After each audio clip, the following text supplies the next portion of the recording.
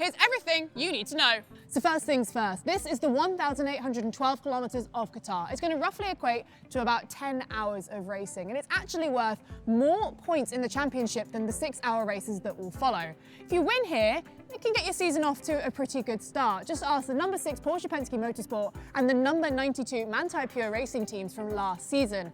They both won here and went on to win the championship. So who better to ask than number 6's Laurens Vanthoor? Did it help your championship charge having such a good start last year? Yeah, for sure, because I mean, we won the first race and took a lot of points and then continued that trend and took that confidence through the season. Now we have that confidence and we know we can do it from last year. Maybe this year will start a little bit more difficult, but it doesn't mean that we're not able to be there in the end. So it's a long season. Like I said, we know we can do it, we know how to do it. So yeah, sometimes, in the year you'll have a couple of more difficult weekends. Maybe this is one of them, but the race has not been done yet, so we don't know. Maybe it will be a good weekend, so we'll see. Thanks, Laurens, appreciate it. Secondly, as always, strategy is key in a WEC race. And since we've come here to Qatar, it is significantly colder than usual, but also even colder than it was for the Prologue last week, which has absolutely thrown a spanner in the works. There's lots of different strategy elements you can consider. I don't know what's most important for this race, so we had to ask Sheldon van der Linde. Tires, especially in this heat. Well, not heat at all anymore. We thought it was going to be a lot hotter than it is. So I think we can expect it to be a tire race. Whoever gets on the right tire at the end is going to be the one to win. And we hope we figured that out in the last weeks. We had enough time on track. But yeah, let's see if we got it right. But does the fact it's so much cooler than you expected kind of throw a spanner in the works? Massive spanner in the works, because no one comes to Qatar thinking it's going to be under 20 degrees, right? You come here with summer testing and use all of that data, and then you get here and it's freezing cold. So it's going to be difficult to put it together, but we got the best in the business to my right, so no doubt. He's leaning back, but he's one of them. So something else that's new that you need to watch out for this weekend is those brand new LED light panels. They're going to give you information about things like what class a car is in and what position it is out on track. We've done a full explainer about them. Click the link down below.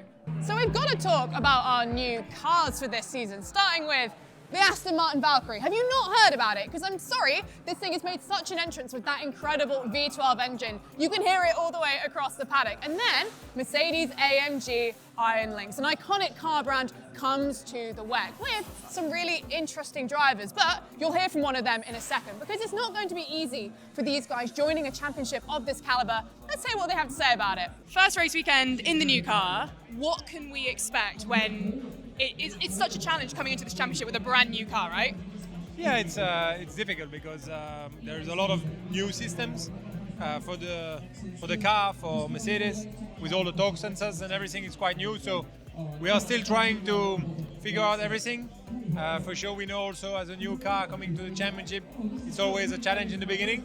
But the car is proven. The car is a really competitive car all over the world. So I'm sure that at some point we will be competitive. And there it is, the pole sitter in LMGT3, the number 95 United Autosport McLaren. It was Darren Leung, the bronze driver, who got it into hyperpole, and then Sean Gelael, who put it on pole. And actually, we should talk a little bit more about Sean, because he was best man at Antonio Giovinazzi's wedding.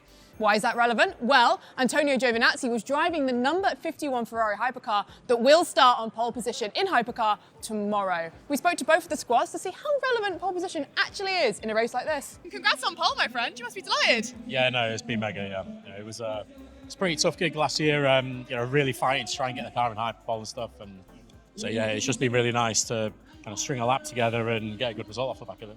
And how important actually is qualifying here? It's a 10-hour race. It helps if you can lead it from the front, but ultimately, once the first couple of pit stops happen and everybody's strategies come into play, very little. Yeah, I mean, Jovi did an outstanding lap, as he always does. The car's been great up till now. Obviously, it doesn't really mean much, but it puts us in a good position to start the race. Well, actually, that's the question we're coming to you with. How important is qualifying in a 10-hour race?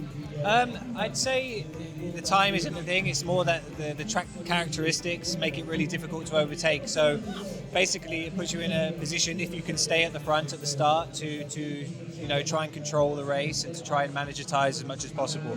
But as we know, anything can happen in these races, as it did last year.